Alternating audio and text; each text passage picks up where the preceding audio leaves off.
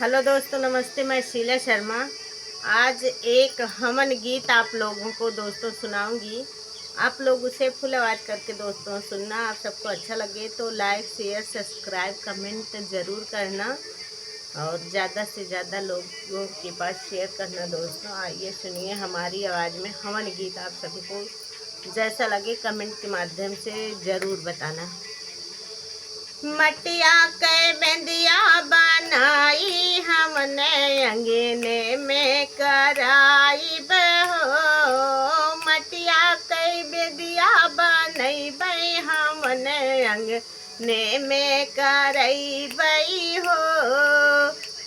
ए मटिया के बेंदिया बनाई बई हमने अंगने में कराई बई हो। गैया के गोबरा से अंगना लीपई बई। गैया के गोबरा से अंगना लीपई बई।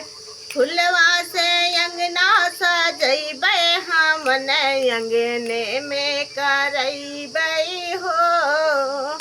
फुलवा से अंगना सजई बई हमने अंगने में करई बई हो। मटिया के बेंदिया बनई बई हमने अंगने में करई बई हो। मटिया के बेंदिया बनई बई हमने अंगने में करई बई हो। बगिया से जाके फूलवाली आई बई। बगिया से जाके फूलवाली आई बई।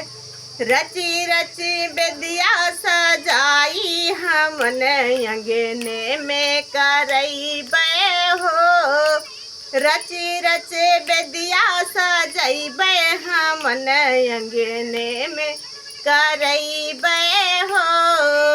रुचि रुचि बेदिया सजाई बई हमने अंगने में करई बई हो।